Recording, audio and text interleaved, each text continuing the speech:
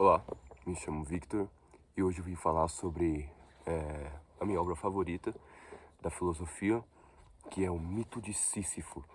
E não vim fazer previamente uma análise sobre o livro, porque é um livro muito denso, que aborda muitos tópicos, mas eu quis primeiramente falar como o absurdo me afetou e como eu me identifiquei nessa leitura.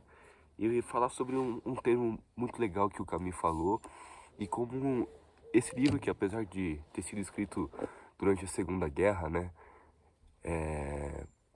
ele permeia até hoje com, com os temas abordados até nesse livro. Primeiramente, quem escreveu foi o filósofo Albert Camus. Ele é franco-argelino, ou seja, ele nasceu na Argélia, que era colonizada pela França. E ele é um filósofo absurdista, né? Ele dividiu mais ou menos durante o período da Segunda Guerra na França com Jean-Paul Sartre as críticas, né, ao regime nazista. Só que eles acabaram se dividindo, né? O Albert Camus ele seguiu o rumo do absurdismo e o Sartre do existencialismo. Mas o que realmente dividiu eles nessa jornada da filosofia foi que o Sartre ele resolveu ocultar as atrocidades que o governo da União Soviética fazia em seus campos e com medo de prejudicar a imagem, né, do governo da União Soviética em comparação ao regime nazista. Já o Camus, ele defendia que o mal é o mal independentemente dos lados, né? E nesse quesito ele foi muito sensato. Esse é um dos fatores também que me levou a ler o Camus, porque ele não foi parcial, muito pelo contrário, ele foi muito imparcial. Então ele defendeu que o mal é o mal, não importa de quando se trata, porque o Sartre ele temia que ao denunciar, né, é,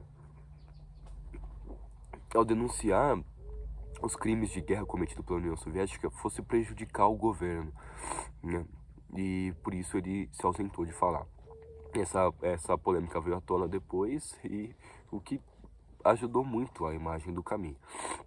Mas enfim, eu vou ler aqui a primeira parte do livro, que foi algo que me chamou muita atenção. E acredito que essa introdução, ela é absolutamente absurda, digamos assim, né? Só existe um problema filosófico realmente sério: o suicídio. Julgar se a vida vale ou não a pena ser vivida é responder às três questões fundamentais da filosofia. O resto, se o mundo tem 3 dimensões, se o espírito tem 9 ou 12 categorias, vem depois. Ou seja, ele começa os primeiros capítulos do livro abordando aquela questão do suicídio, né? A que ponto um ser humano tem que chegar para julgar o valor da sua vida e falar assim, pô, vou me matar? Entende? O peso dessa decisão, o peso de você falar do suicídio dessa forma, é isso que o Camus fala, e ele traz algumas formas de suicídio. Lembrando que não é uma análise previamente do livro, eu pretendo fazer uma análise aqui, é só uma discussão mesmo. Fiquei com vontade de falar sobre esse livro, tô relendo ele, e novamente o absurdo me pegou, né? O Camus, inclusive, ele fala que o absurdo pode atingir qualquer ser humano em qualquer momento, qualquer fase da sua vida. Ele dá até o exemplo, né? Que o absurdo pode dar um tapa na cara de um homem ao virar a esquina. Ele também afirma que ninguém tá livre, né, do absurdo. Todo mundo tá sujeito a isso. Todo mundo tá sujeito a essa situação. Entretanto, a questão principal é que o Camus ele não aborda o absurdo como de todo mal. Na verdade, ele pode falar que ao você se rebelar contra o absurdo, né, tem aquela frase, eu me rebelo, logo existo. Ele fala que você ganha, você que está numa situação de superioridade em relação ao absurdo. E aí ele entra naquele debate que é muito legal sobre a liberdade, né? A liberdade realmente existe? A gente é realmente livre? Ele dá um exemplo que, por exemplo, um pai de família ou ou melhor, um engenheiro, ele deve agir estritamente como a sociedade vê que um engenheiro agiria. As formas de falar, piada um pai de família, ele deve agir estritamente como a sociedade vê que um pai de família agiria, entendeu? Ou um adolescente é visto, é enquadrado, né, na visão moral da sociedade, em suas ações, como um adolescente deveria agir. E isso te restringe.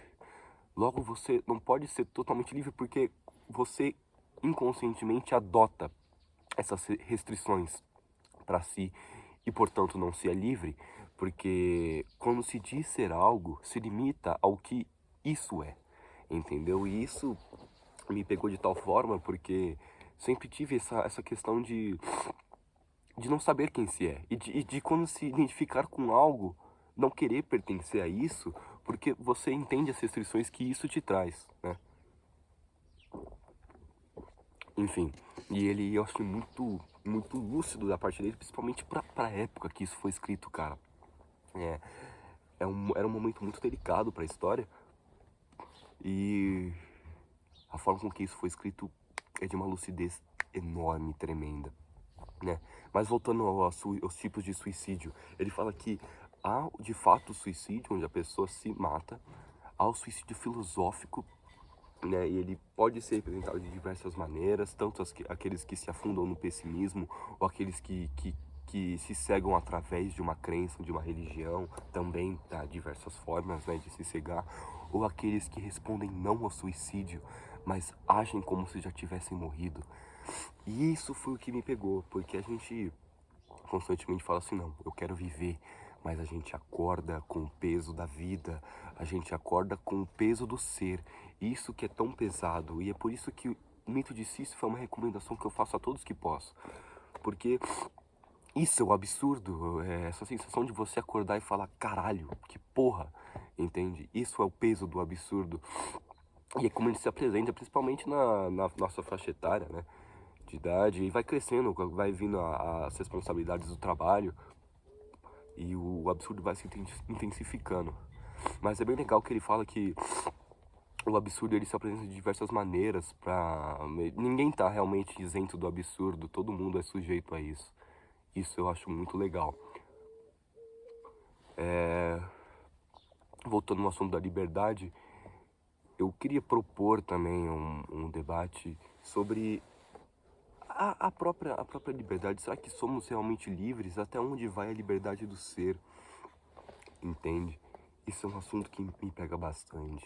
E eu defenderia que a liberdade, como diz Camus, ela vem a partir da rebeldia contra o absurdo. Ele fala que o absurdo ele traz três sintomas, né? A indignação, que é aquele sentimento de, cara, o que é isso? Que me cerca, me persegue. A revolta, né? Enfim, ele traz alguns temas que exemplificam. Previamente, isso não é uma análise, é só um debate, então eu não vou saber citar perfeitamente. Mas de uma futura análise, onde eu fizer onde eu fazer um estudo próprio, vai ser mais interessante. Mas a questão como o absurdo me pegou é justamente em não saber quem se é. Por muito tempo eu não soube quem eu era. E vivi com isso, e vivi sempre dizer para as pessoas que eu não sabia, que não era ninguém. Entende? Às vezes até falam assim, quem é Victor, né? Eu falo assim, Victor Teruel, olha o nome do bebezinho que meu pai e minha mãe deram pra mim. E porque, cara, não se sabe quem se é. Na verdade, você é, fugindo um pouco do mito de Sísifo e abordando mais essa temática de quem se é, o que é você? Você realmente é você ou você é o que a sociedade quer que você seja, ou você... É porque a gente é tomado de influências, né? A gente até entra para um lado meio psicológico. É, quem disse muito isso foi o Jung, né? Com os arquetipos, que a sociedade também tem vários arquetipos, citando dois aqui, o arquetipo do vilão e o arquetipo do, do, do herói, né? E ele fala sobre a questão da sombra, que o ser humano ele é dividido em três estágios mentais, né? A psique, a sombra e a consciência. A sombra é tudo aquilo que você queria ser, foi reprimido, tudo aquilo que você tem de ressentido no seu ser, tudo aquilo que você guardou e, portanto, criou uma massa, uma casca espessa de rigidez, e essa é a sua sombra. Ela também guarda os meios mais primitivos do ser humano, né? A luxúria, o desejo, o ciúme, a tentação, tudo isso são atributos da sombra. E quem fala muito isso é o Arthur Schopenhauer, né? E ele fala que a vida é um pêndulo. E quando ele diz que a vida é um pêndulo, ele aborda muito a questão do querer. Que o ser humano sempre quer algo, sempre deseja algo.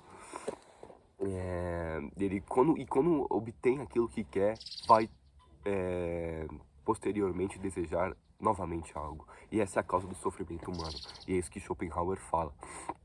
Voltando ao assunto das divisões, né, de Jung, temos a consciência, que é aquilo que você, entre aspas, realmente é como você pensa, como você se apresenta cotidianamente no seu raciocínio, dentro da sua cabeça, né? E a psique, que seria mais ou menos essa máscara social, é como você se apresenta para as outras pessoas.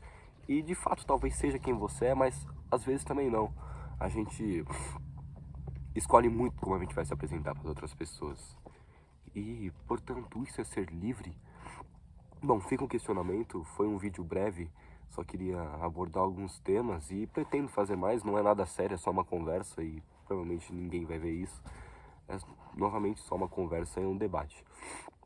E fica a questão e fica a recomendação também do Mito de Sísifo, cara, livro absolutamente maravilhoso, em qual pretendo fazer uma análise mais aprofundada. Pretendo fazer com um amigo, né? Enfim, vamos aguardar a cena dos próximos capítulos. Mas é isso. Fica a questão. Você é realmente livre? E você realmente é o que se é? Quem é você, né? Mas enfim, é só um debate e só uma crise existencial. Não passa disso. Até mais.